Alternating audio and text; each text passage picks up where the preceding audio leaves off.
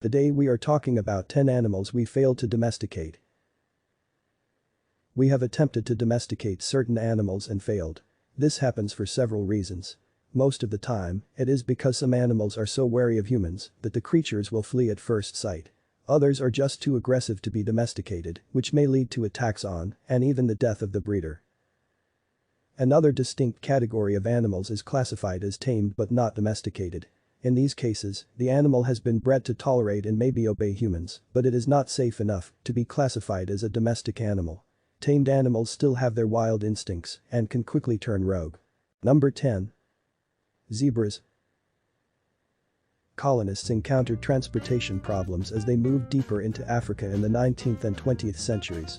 Their horses were susceptible to different diseases, and bringing new horses from Europe was not always that easy. To solve this problem, they turned to the zebra, a close relative of horses and donkeys that is plentiful in the African plains. Zebras are also immune to several diseases that affected horses. However, all attempts to domesticate the zebra failed. The zebra is a very alert and aggressive animal. It is naturally suspicious of other animals, including humans, and will flee at the slightest hint of danger. It is a fast runner, making it extremely difficult to capture. If caught, it will deliver heavy kicks and bites in an attempt to escape. Although the colonists managed to get some zebras, they quickly realized that these animals are smaller than horses and uncomfortable to ride. Besides, zebras do not like to be ridden and will become aggressive after a while, even after they have been tamed. The aggressive nature of the zebra has been traced to its evolution. It shares its habitat with predators like lions, crocodiles, hyenas, leopards, and man. This was a major issue with the colonists, who feared that these predators would be attracted to their domesticated zebras. Number 9. Great white sharks. A series of attempts to tame or domesticate the great white shark have failed because captured great whites will usually die within days. The first great white held in captivity died within hours. The longest this animal has been held in captivity is 16 days. Captured great white sharks are also fond of hitting their heads on the aquarium's glass walls. One shark held at Okinawa Chirami Aquarium in Japan continued bashing its head on the glass wall until it died. Another one held at California's Monterey Bay Aquarium hit her head on the wall continuously and attacked two other sharks until she was freed. Great white sharks don't fare well in captivity for several reasons. First, they are great travelers, capable of moving through an entire ocean. They also need lots of water to breathe. So, even large aquariums are too small for them. Captured sharks are also unbelievably aggressive and will usually refuse to eat. When they do, they require live prey, which is difficult for the aquariums to provide. Number 8. Dingoes. Dingoes are dog-like animals that live in Australia. Despite their similarities to dogs, they are not considered dogs and are not domesticated. Australian farmers even consider them as pests. Interestingly, it seems like we partly domesticated the dingo thousands of years ago before allowing them to return to the wild. There is a little difference in the way we domesticated dogs and dingoes. Although dogs are considered companions, early native Australians who probably domesticated the dingoes considered them a source of food. Besides, native Australians did not selectively breed the animals for their favorable characteristics. Number 7. Moose. A few centuries ago, when horse cavalries were still a thing, King Carl XI of Sweden decided that he wanted a more ferocious animal to replace his horses. An animal that would send the horses of the enemies fleeing the battlefield at first sight. He settled on the moose. Unfortunately for the king, the plan never worked out. As he later found out, the moose was too dangerous to approach. This worsened during mating season when it got uncontrollably aggressive.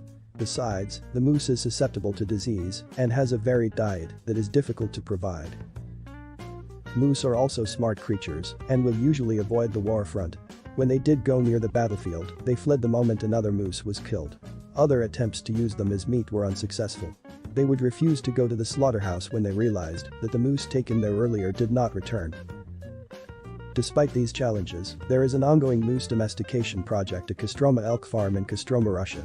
The project started in the 1930s when Joseph Stalin decided to set up a moose cavalry. Like King Carl's plan, Stalin's project failed. But Nikita Khrushchev revived it when he attempted to domesticate moose for meat.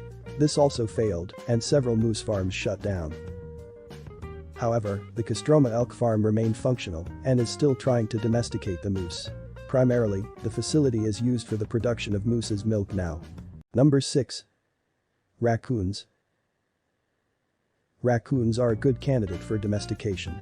They are skilled climbers and can enter tight spaces, making them an excellent working animal. If domesticated, they would be useful for senior citizens and the physically challenged. However, they cannot be used as working animals because they have not been domesticated. Despite their cute looks, raccoons are aggressive and destructive. They are naturally curious, like moving around, and quickly become destructive when confined to an area. They usually need to be constantly monitored and bite when hungry or angry. Bites can turn fatal because they can infect humans with rabies. As raccoons can use their hands like humans, they will usually attempt to open anything they lay their hands on. They are also experts at escaping. In fact, this is a major reason why domestication attempts have failed. Besides, they like being alone, are not social animals, and are not loyal to humans. Number 5. Foxes. We once fully domesticated foxes. However, they died off and modern attempts to domesticate them again have been partly successful. In a bit of irony, the extinct fox we domesticated was called the Fujian or Yagan dog. It was domesticated from wild populations of the Culpio. Curiously, the Fujian dog was not really popular during its time. This was probably because it was not as useful as a regular dog. There is also evidence that we tried to domesticate foxes long before the Fujian dog, but we dumped them for cats. Cats were selected over foxes because we could not determine what to use the foxes for. Foxes are difficult to domesticate because of their unbelievable stubbornness. Russian geneticist Dmitry K. Belyaev sought to change this in the 1950s when he started a project to domesticate the silver-black foxes. Silver-black foxes are actually red foxes affected with melanism, which is the opposite of albinism and makes affected animals appear black. 4 generations later, the foxes were displaying dog-like behaviors. They developed a fondness for people, wagged their tails, and licked their breeders. 50 generations later, they are barking, respond to humans, and understand gestures. They also make noises that are distinct from wild foxes. The project is ongoing and is considered successful. However, the foxes are tamed but not domesticated. Number 4. Elephants. Asian elephants are not considered domestic animals, even though they have been captured and trained for over 3,000 years. Rather, they are classified as tamed or wild animals. Captured and trained Asian elephants are not considered domestic animals because they are not selectively bred. Selective breeding means that humans will select the offspring to breed based on certain favorable traits. To be domesticated, they would need to be selectively bred for up to 12 generations. By the 12th generation, they should be genetically distinct from their wild ancestors and would be considered domestic. In general, captured Asian elephants are not selectively bred. This makes them wild animals. They only allow humans to ride them because they have been trained. Nevertheless, they are just like any wild animal, which makes them unpredictable. Number 3. Bonobos. Bonobos are unique on this list because they are not wild animals. They are domestic animals, even though they were not domesticated by humans.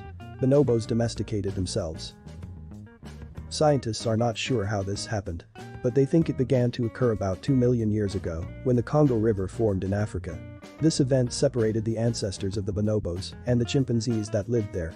The primates to the north of the river evolved to become bigger and more aggressive because they competed with the bigger gorillas for food.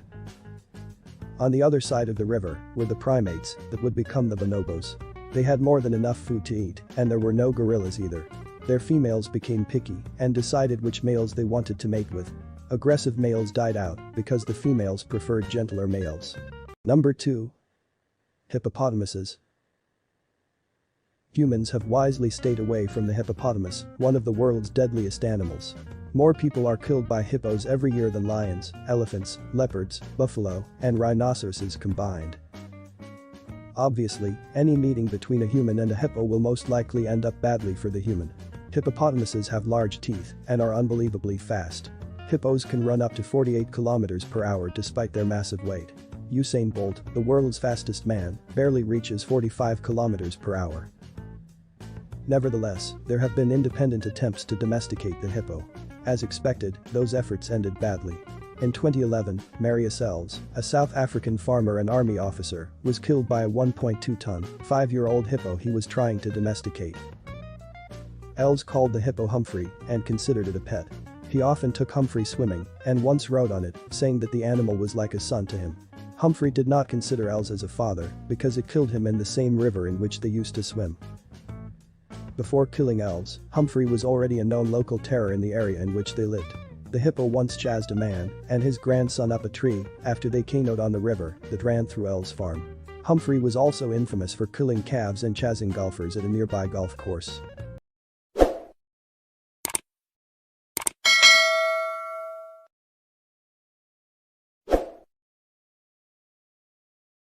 Number 1.